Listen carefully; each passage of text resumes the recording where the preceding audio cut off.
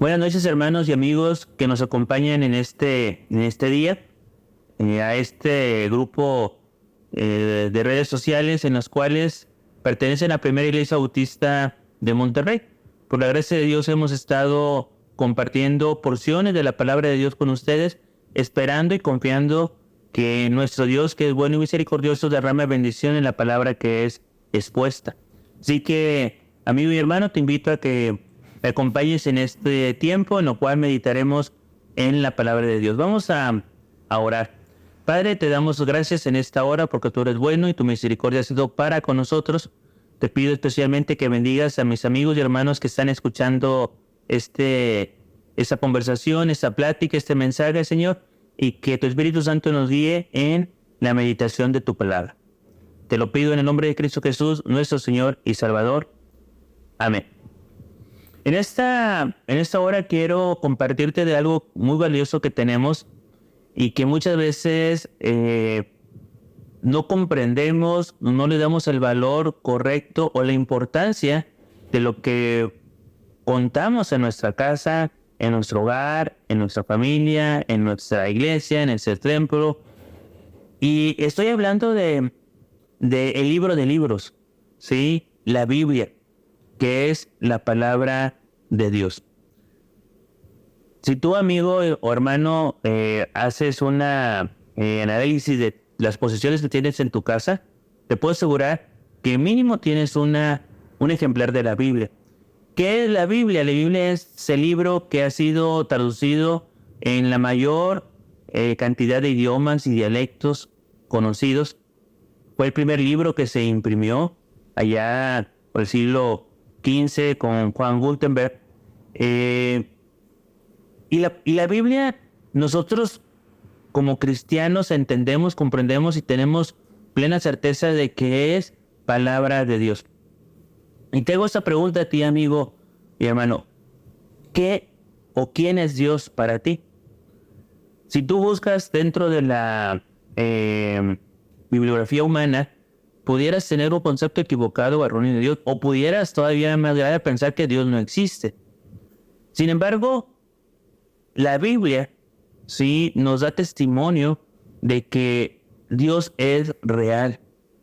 Dios es tangible. Dios, puedes tener una relación personal con Dios siempre y cuando puedas entender lo que Dios estableció en su palabra. Este libro, ¿sí?, de libros, la Biblia cuenta con 66 libros, los cuales dice la palabra de Dios que fue toda la escritura inspirada por Dios, ¿sí?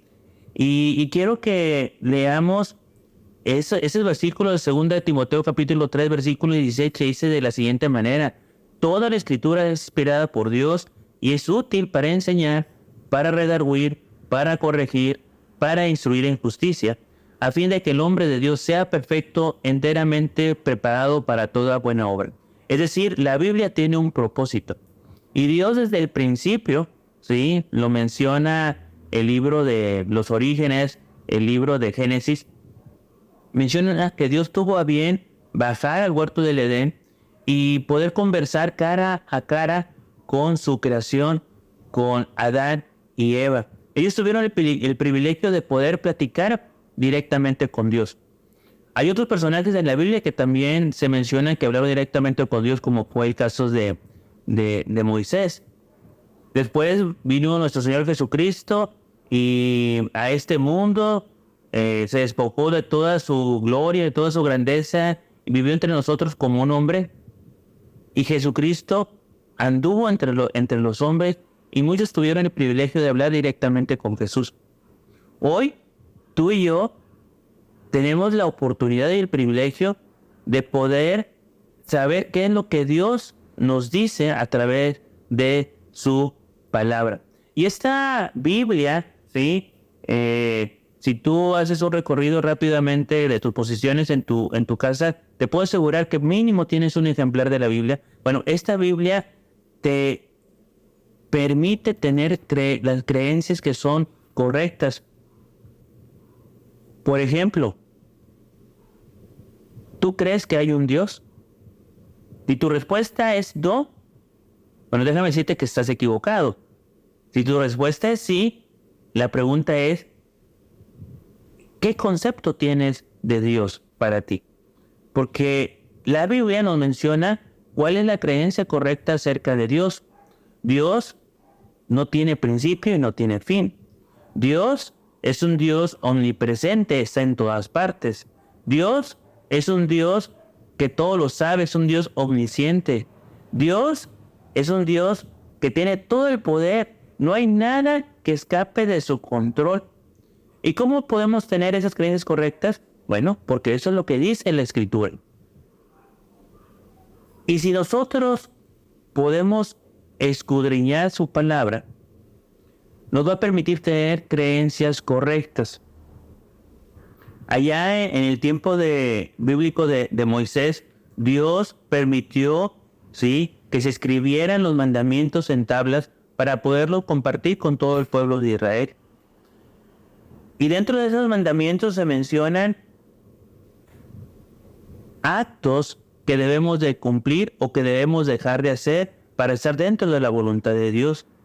¿Cuáles son estos actos? Por ejemplo, no matar, no robar, no codiciar. También se menciona que Dios, sí, es el único al cual debemos de adorar. Y si nosotros creemos de esa manera, entonces nos va a permitir tener también valores bíblicos correctos. Es decir, si nosotros sabemos que robar no es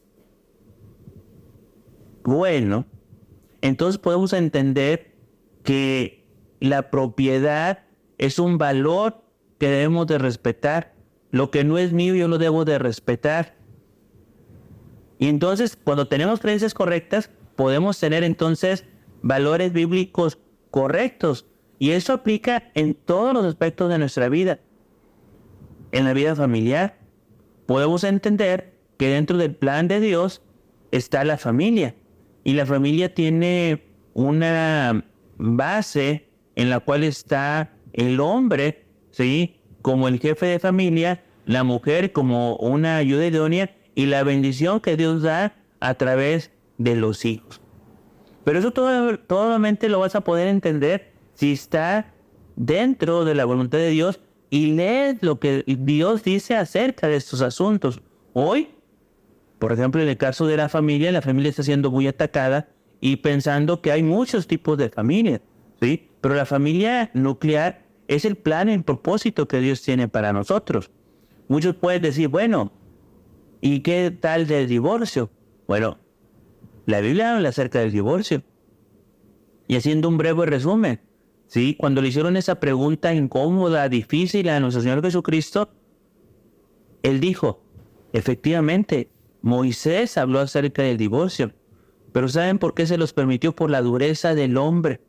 Porque el plan de Dios es que el hombre y la mujer permanezcan unidos hasta que uno de ellos sea llamado delante de la presencia de Dios, hasta que la muerte los separe.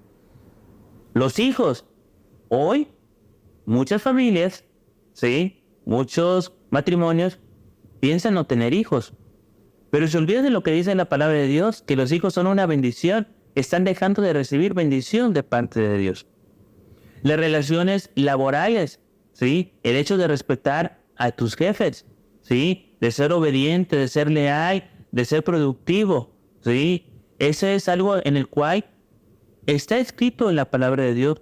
Las relaciones en la iglesia, ¿sí?, porque es importante reconocer la autoridad del pastor, ¿sí?, la necesidad de que los hermanos estemos juntos en armonía. Entonces, si tenemos creencias correctas y tenemos valores bíblicos correctos, por lo tanto, entonces vamos a tener después acciones correctas.